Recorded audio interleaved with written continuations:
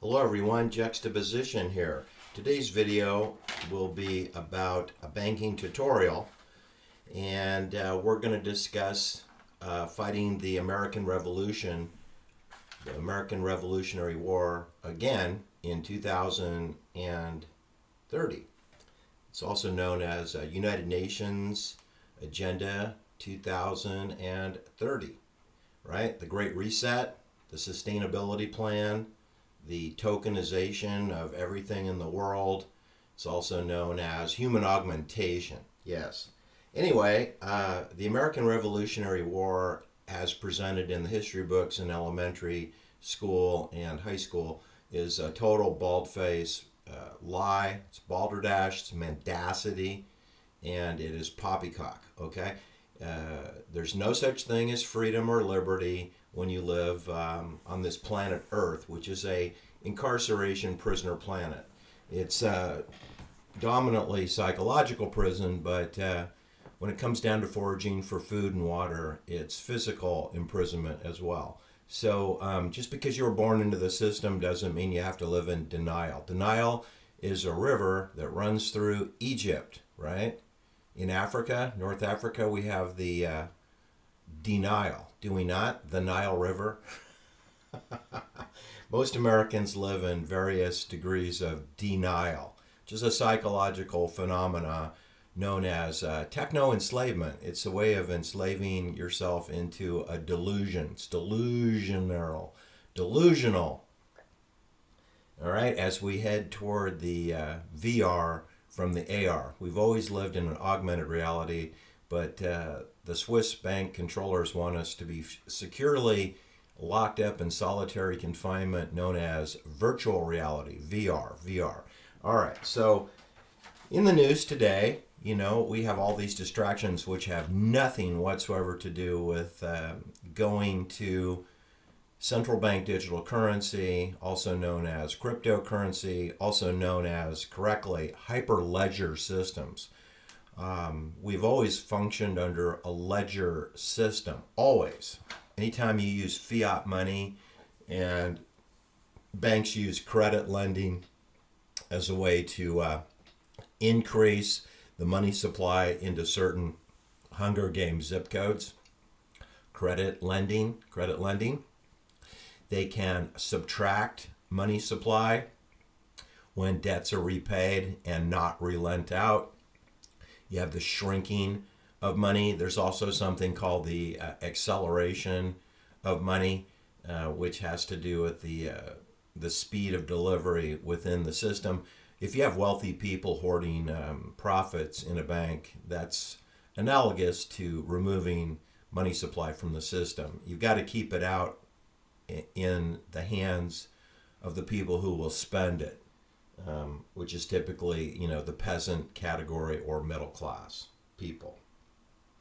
At the top of the pyramid is all the wealthy people, and they're a very tiny percentage, under 1% of the total population. They actually cannot move the economy much.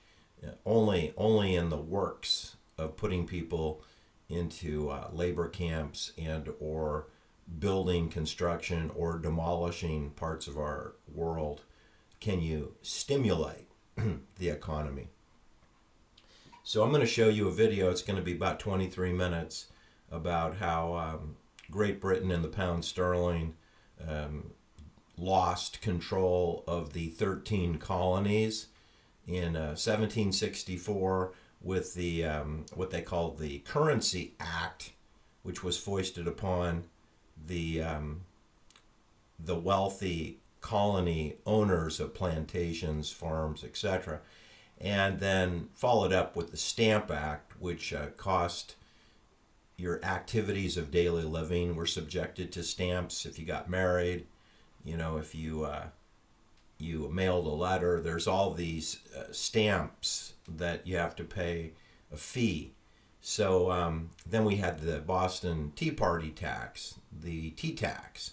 But none of those events individually caused it. It's the accumulation of the problem of an economy. If you were a plantation owner being paralyzed because you couldn't control your own money. You had to use the pound sterling and gold and silver coins, which were minted in Britain, and did use straw dogs, like Paul Revere in Boston. His family was in the stamping of coins business.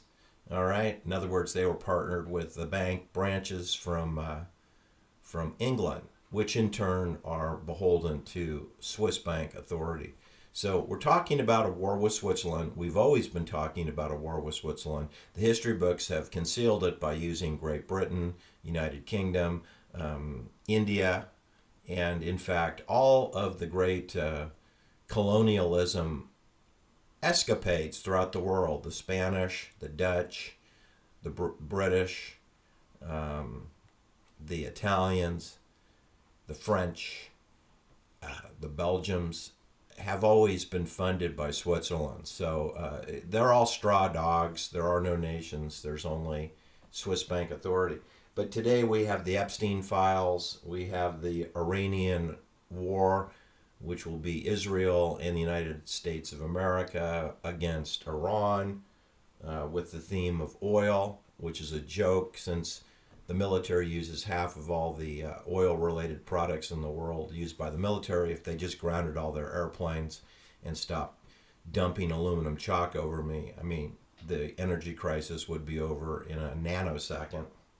Then we have the possible Donald Trump impeachment, which is going to happen if the United States Senate and House of Representatives goes Democrat in the next election, and or if Donald Trump doesn't win re-election, he will be out of the White House. Now, to me, Juxtaposition, I could care less, because we would have had Kamala Harris if we didn't have Trump. All the elections are rigged. So if we have the impeachment of Donald Trump, it's because it'll be rigged and scripted that way. Donald Trump's making no decisions whatsoever. And any time you spend cursing him or associating him with Jeffrey Epstein, which is, of course, he's completely implicated in child crimes, as Kevin Spacey and Obama and George Clooney. They are too. Every single person who appears in media is compromised. Okay, that includes Rachel Madcow from Stanford University, and that includes Bill O'Reilly, Sean O'Hannity, the governor of New York, former governor Andrew Cuomo, his brother Chris Cuomo, Geraldo Rivera, Barbara Walters, Andrea Mitchell, and Alan Greenspan, former fake leader of the Federal Reserve Bank in Washington, D.C. They're all compromised. And what we're going to have next, of course, will be the space alien invasion. That's coming. I don't know when it's coming, but eventually they're going to pull the space alien card, because that'll be a unification card, probably when we go on to the tokenized world. So sometime between now and 2030, do expect some kind of a international unity against space aliens. Anyway, it had none of that has anything to do with what's going on, which is Switzerland asserting its control over activities of daily living through obedience, social credit. They'll have many names for it: tokens, digital currency. They'll call it social credit score, social obedience, compliance, directives, mandates. All laws are essentially commands. They're directives, laws. The solution, if you really want freedom and liberty, is you go to an anarchy-based society and use barter and exchange. Now, banking is a necessary evil in terms of making barter and exchange somewhat obsolete, because you can use the fiat fake tokens.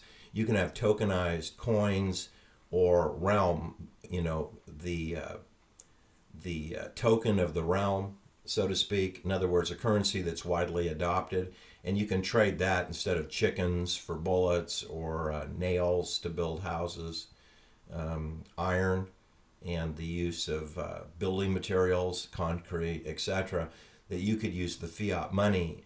But there's always a money changing fee involved.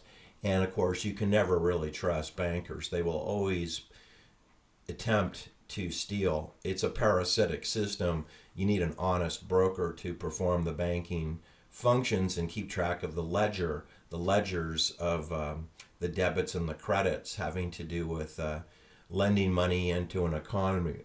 It has to be done and kept with a ledger. But the system that we have now is completely and utterly without credibility now. And because of inflation, which is the invisible stamp tax or stamp act, we have inflation, which withdraws human value from our lives.